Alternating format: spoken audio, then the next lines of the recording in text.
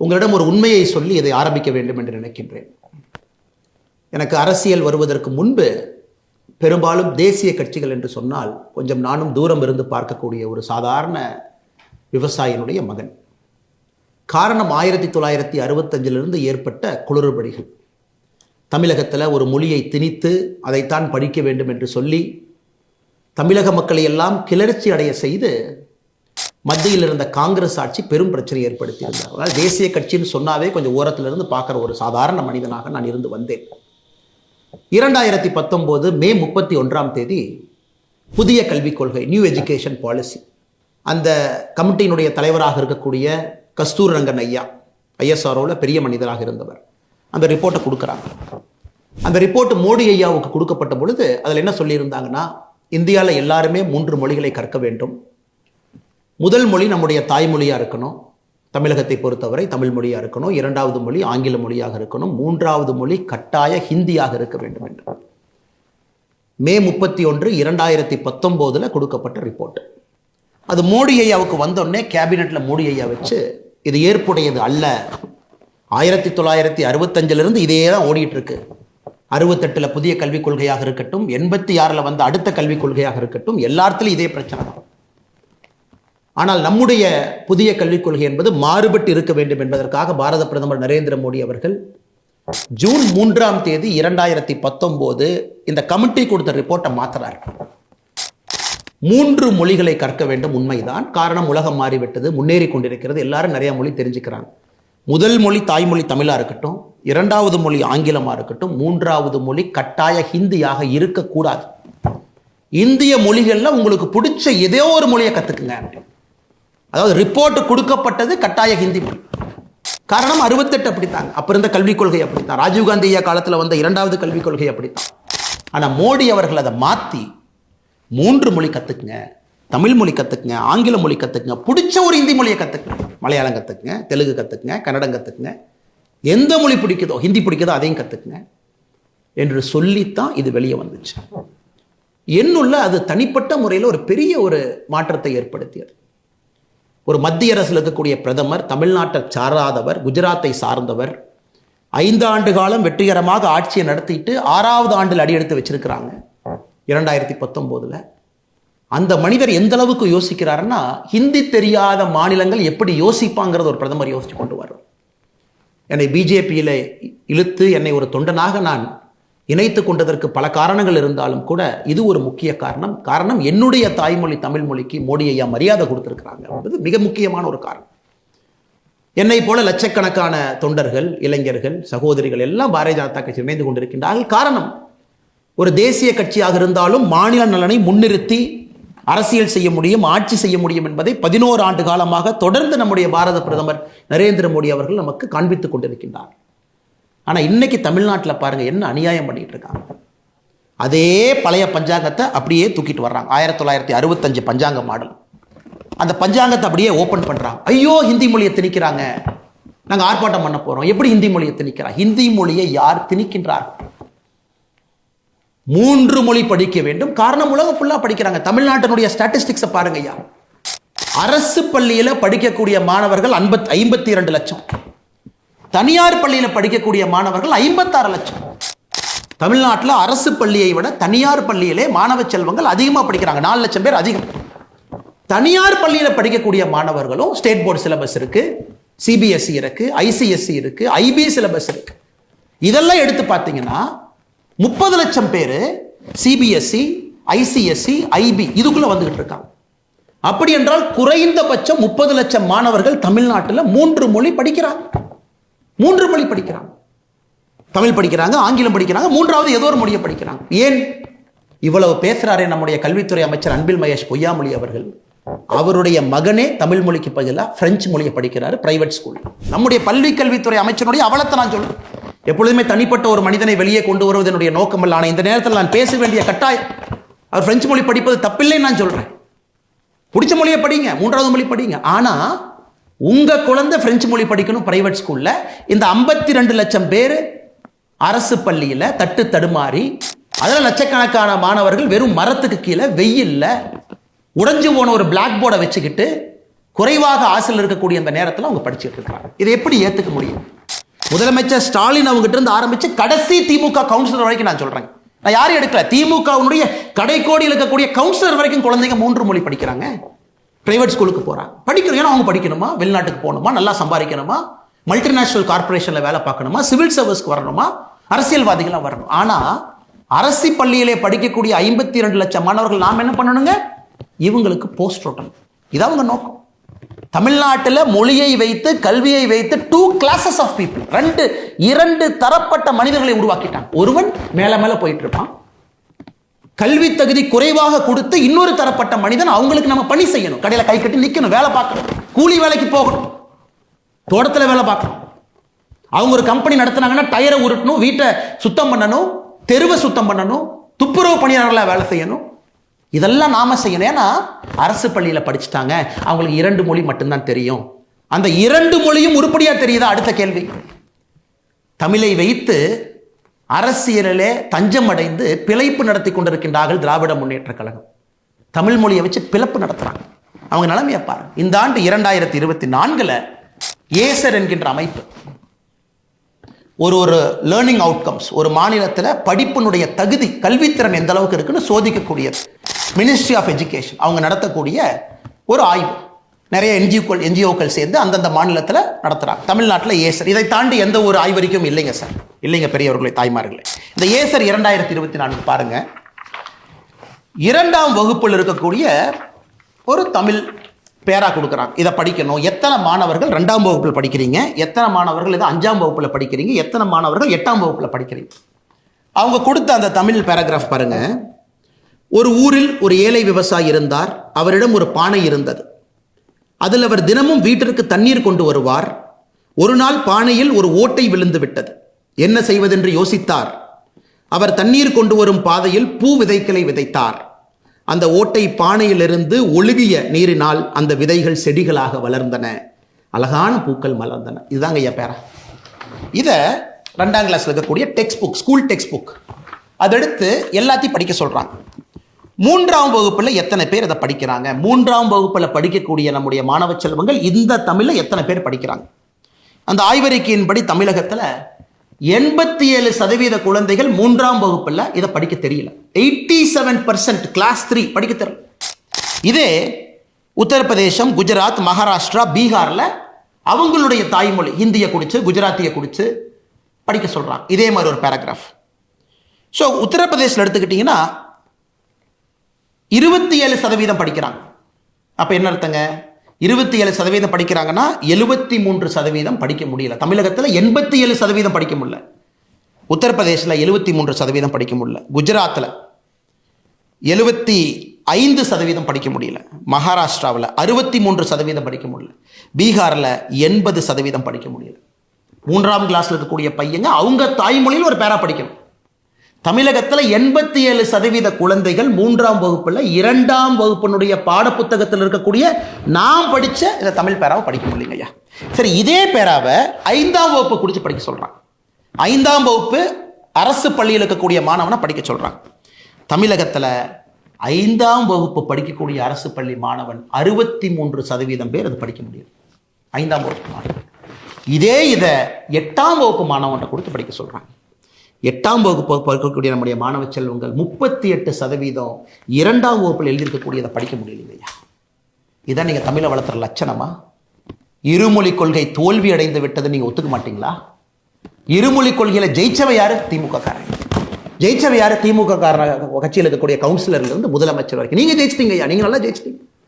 உங்க குழந்தைகள் எல்லாம் தனியார் பள்ளி 56 லட்சம் பேர்த்துல எங்கேயோ ஒருத்தரா இருக்கிறாங்க. பிரெஞ்சு, ஜெர்மன், டச் எல்லாம் படிக்கிறாங்க ஐயா. சென்னையில் டச் எல்லாம் இருக்கு. டச்சு மொழியில் படிக்கிறாங்க. அரசு பள்ளியில் இருக்கிறவங்க மேல வரக்கூடாது. they are a class of people who have to work for this particular class. Karl Marx எப்பவோ சொன்னது தமிழகத்தில் மாத்தி எப்படி இருக்கு பாருங்க. ஒரு தலைப்பட்ட சமுதாயம் மேல் நோக்கி செல்லும், கல்வித்திறன் குறைவாக கொடுக்கப்பட்டு வளர்க்கப்பட்ட சமுதாயம் அவர்களுக்கு ஊழியம் செய்வதற்காக கீழ் நோக்கி செல்லும் அப்படிங்கிறத தமிழ்நாட்டை தவிர எங்கேயுமே உதாரணம் இல்லை. முதலமைச்சர் வெட்கப்பட வேண்டும். ஒரு பொய்யை சொல்லி பிழைப்பு நடத்தக்கூடிய முதலமைச்சர் வெட்கப்படும். ஹிந்தியை கொண்டு வருகின்றோம் என்று யார் சொன்னாங்க?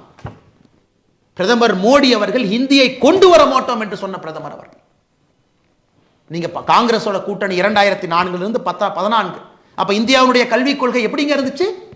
இந்தி 3வது கட்டாய மொழியா இருந்துச்சு. 2019 ஜூன் 3ஆம் தேதியிலிருந்து பிரதமர் அவர்கள் வரைவறிக்கையை மாற்றிய பிறகு கம்பல்சரி ஹிந்தி கிடையாது, 3 மொழி படிங்க, பிடிச்சத 3வது மொழி. எனக்கு இதை வச்சு அரசியல் கட்சி எப்படியெல்லாம் வியாபாரம் பண்றாங்க பாருங்க. என் கையில் ஒன்று இருக்கு பாருங்க ஐயா. பேரறிஞர் அண்ணாதுரை ஐயா அவர்கள் 1967 ஏப்ரல் மாசத்துல கணையாளி அப்படிங்கிற நம்முடைய தமிழ் பத்திரிகைக்கு பேட்டி கொடுக்குறாங்க. தமிழகத்திலே நாங்கள் மும்மொழி கொள்கையை ஏற்றுக்கொள்கின்றோம். எப்பொழுது என்றால் இந்தியாவில் இருக்கக்கூடிய மற்ற மாநிலங்களும் மும்மொழி கொள்கையை ஏற்றுக்கொள்ளும் பொழுது நாங்களும் ஏற்றுக்கொள்கின்றோம். இது யார் சொல்றாங்க? பேரறிஞர் அண்ணாதுரை ஐயா சொல்றாங்க. இன்னைக்கு இந்தியாவில் பக்கத்து மாநிலம் கேரளாக்கு போங்க ஐயா, 6வதுலேருந்து 12வது வரைக்கும் ICT syllabus, computer syllabus, Tamil text book இருக்கு, மலையாளம் இருக்கு, இங்கிலீஷ் இருக்கு, தமிழ் இருக்கு, பக்கத்தில் முன்னேறிட்டு இருக்காங்க. ஏன் கோபத்தோடு பேசுகின்றேன், ஏன் ஆற்றாமையோடு பேசுகின்றேன்னா இந்த மாணவ செல்வங்களுடைய வாழ்க்கையை கூட போட்டுட்டு இருக்கிறீங்க. அவங்கள மேலே வருவதற்கு வாய்ப்பே இல்லாம மேல ஒரு ஏணி கொடுத்தா தாங்க ஏறுவாங்க, கயிறு போட்டா தாங்க பிடிச்சி ஏறுவாங்க. அரசு பள்ளியில் தள்ளி விட்டுட்டு ஏணியும் கொடுக்க வேண்டாம், கயிறும் கொடுக்க வேண்டாம், இவங்க யாருக்கோ கூலிகளாக கொத்தடிமைகளாக வேலை செய்ய வேண்டும் என்று நினைத்தால் அதை இந்த அண்ணாமலை எதிர்ப்பான், தமிழக பாரதிய ஜனதா கட்சி எதிர்க்கும், எல்லோரும் எதிர்க்கும். அதில் எந்த மாற்று கருத்து வேண்டாங்க. அண்ணன் சீமான் அவர் வரி கொடுக்க வேண்டாமா? வரி அவர் சொல்றார். 2016 அண்ணன் சீமான் அவருடைய தேர்தல் அறிக்கையை பாருங்க. கல்விக் கொள்கையை பத்தி சீமான் பேசுறாங்க. மொழிக் கொள்கை எப்படி இருக்கணுமா? சீமான் அவர்கள் சொல்றாரு, பயிற்று மொழியாக தமிழ் இருக்கணுமா, கட்டாய பாடமொழியாக ஆங்கிலம் இருக்கணுமா, விருப்ப மொழியாக ஹிந்தி உட்பட உலகத்தில் உள்ள எல்லா மொழிகள் இருக்கணுமா. புதிய கல்விக் கொள்கைக்கும் அண்ணன் சீமான் அவர்கள் கொடுத்திருக்கக்கூடிய தேர்தல் அறிக்கைக்கும் என்னங்கய்யா வித்தியாசம்? என்ன வித்தியாசம்? இதை பாருங்க, என்ன வித்தியாசம்? புதிய கல்விக் கொள்கை அதே சொல்றோம், பயிற்று மொழி 5ஆம் கிளாஸ் வரைக்கும் தமிழ் மொழியில மட்டும்தான் படிக்கணும். இது நீங்களே செய்யலீங்களே. அண்ணாதுரை ஐயா செஞ்சாங்களா? செய்யல. கருணாநிதி ஐயா செஞ்சாங்களா? செய்யல. ஸ்டாலின் ஐயா நீங்க செஞ்சீங்களா? செய்யல. மோடி ஐயா செஞ்சிருக்காரு. புதிய கல்விக் கொள்கையில் யாராக இருந்தாலும், என் மகன் உங்கள் மகன் யாராக இருந்தாலும் எல்லோரும் 5ஆம் கிளாஸ் வரைக்கும் தமிழ் மொழியில தான் படிக்கணும். பிசிக்ஸ் தமிழ் மொழியில படிங்க, கெமிஸ்ட்ரி தமிழ் மொழியில படிங்க, எல்லாம் தமிழ் மொழி தான். 5ஆம் வகுப்பிலிருந்து 8ஆம் வகுப்பு வரை தமிழ் மொழியிலே படிப்பதற்கு முயற்சி செய்யப்படும். புஷ் கொடுக்குறாங்க, இங்கேயும் படிக்க வைங்க. அதுக்கப்புறம் அது ஆங்கிலமா மாறலாம். ஆனால் 5th வரைக்கும் ஃபவுண்டேஷனல் லிட்ரஸி, அடிப்படை கல்வித்திறன் என்பது தமிழ் மொழியில தான் இருக்கும். இதை நீங்களே செய்யல. எதுக்கு புதிய கல்விக் கொள்கை எதிர்க்கிறீங்க? எதுக்கு இந்த டிராமா போடுறீங்க? அண்ணன் சீமான் அவர்கள் உங்க தேர்தல் வாக்குறுதியில் சொன்னதான் நாங்க சொல்லியிருக்கோம். பயிற்று மொழி தமிழ் 5ஆம் வகுப்பு வரை, கட்டாய பாடமொழி ஆங்கிலம் 5ஆம் வகுப்புக்கு மேல வேணுமா வச்சுக்கங்க. நீங்க சொன்னதை தாண்டி நாங்க போறோம். நீங்களும் தமிழ் தேசியம் பேசுறீங்களே, தமிழ் தேசியம் சொன்னதை தாண்டி தேசியம் நாங்கள் பேசுகின்றோம் என்று. அதுக்கப்புறம் என்ன? விருப்ப மொழி, அதான் சொல்றோம் விருப்ப மொழி. 3வது மொழிங்கிறது விருப்ப மொழி. ஒரு சப்ஜெக்ட் எடுத்துக்கங்க, ஒரே சப்ஜெக்ட். மலையாளமா, மலையாளம் லாங்குவேஜ் 1 சப்ஜெக்ட். தெலுங்கா, தெலுங்கு லாங்குவேஜ் 1 சப்ஜெக்ட். ஹிந்தியா, ஹிந்தி லாங்குவேஜ் 1 சப்ஜெக்ட். அது விருப்ப மொழி. அதில் படிக்க மாட்டீங்க. 3வது மொழி என்பது ஒரு சப்ஜெக்ட் இருக்கும். எப்படி அன்பில் மகேஷ் பொய்யாமலை அவருடைய மகன் பிரெஞ்சு எடுத்து படிக்கிறாரோ, தமிழ்நாடு பள்ளி கல்வித்துறை அமைச்சர் பிரெஞ்சு எடுத்து படிக்கிறாரோ, அது மாதிரிங்க ஐயா.